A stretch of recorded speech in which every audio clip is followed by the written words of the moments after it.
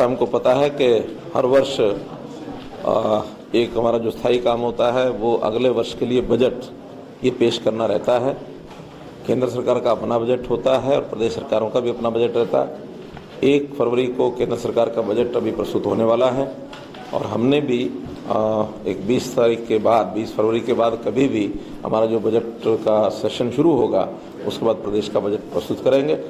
हर वर्ष हम बजट से पहले प्री बजट कंसल्टेशंस करते हैं। 8-10 के लगभग ऐसे ग्रुप्स होते हैं जो जिनका रोल सीधा रहता है, तो ऐसे स्टेक होल्डर्स से अलग अलग मीटिंग्स होती हैं। आज हमने इंडस्ट्री के जो लोग हैं सारे हरियाणा से ही हैं, ज़्यादातर गुरुग्राम फरीदाबाद आसपास के हैं, लेकिन बाकी जगह यमुनानगर, करनाल, पानीपत सबसे आए हुए हैं। तो ऐसे सब बंधुओं से लगभग 2 घंटे हमारी मीटिंग हुई है। बहुत से सुझाव उन्होंने दिए हैं और उन सुझावों के नाते से हमारा डिपार्टमेंट उसका सारा अध्ययन करेगा और कोशिश करेंगे कि जनहित में जितने ज़्यादा सुझाव हैं उसमें लागू किए जा सकें। मोटे रूप से इंडस्ट्री हमेशा अपनी इंडस्ट्री बढ़ाने के लिए सुझाव देती है। सरकार के सामने जो उसका टारगेट होता है वो एक तो एम्प्लॉयमेंट रहता है कि ज़्यादा लोगों को, हमारे प्रदेश के लोगों को एम्प्लॉयमेंट मिले, ये उसका हेतु रहता है। दूसरा, हम इंफ्रास्ट्रक्चर पर भी उतना ही ध्यान देते हैं ताकि इंफ्रास्ट्रक्चर अच्छा होगा तो उद्योग ज़्यादा आएगा।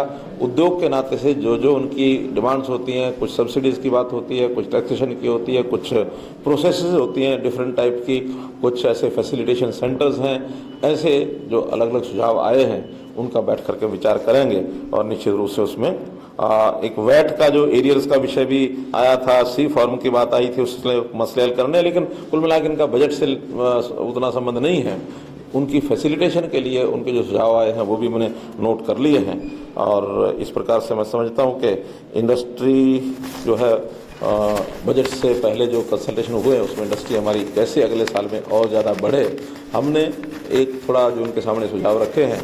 एक तो एक्सपोर्ट ओरिएंटेड जो इंडस्ट्री है जिसमें अधिक स्तर प्रोडक्ट एक्सपोर्ट किए जा सकें, इसके ऊपर फोकस रखने की बात हमने कही है ताकि उसमें फॉरेन करेंसी ये ज़्यादा आए, जिसमें नेशनल एक हमारी जो नीड है वो पूरी होती है।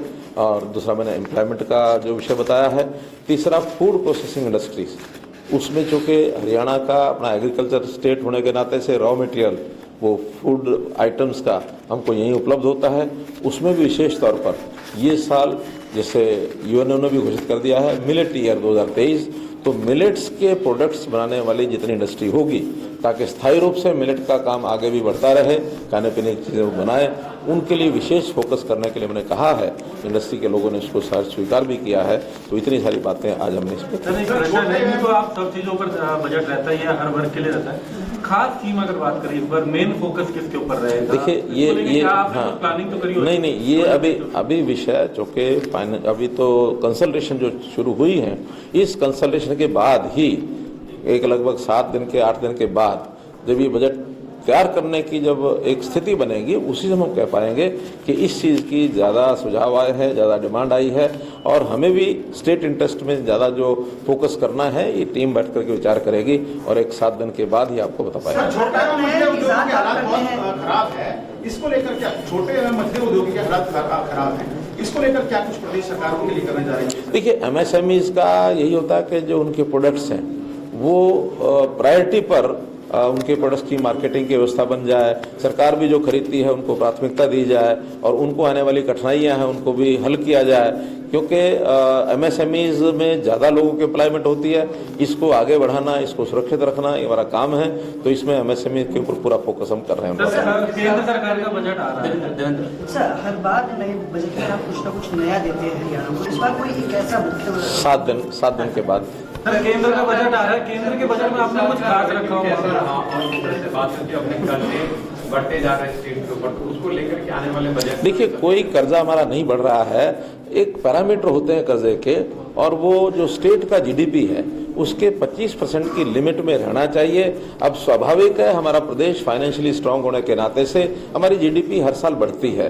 जब हर साल जीडीपी बढ़ेगी तो हमको उस लोन का जो स्कोप होता है वो लोन का स्कोप के नाते से हमको लोन लेना होता है। कारण क्या कि उसमें से स्टेट की प्रगति होगी, इंफ्रास्ट्रक्चर बढ़ेगा, एम्प्लॉयमेंट बढ़ेगी, इंडस्ट्री बढ़ेगी।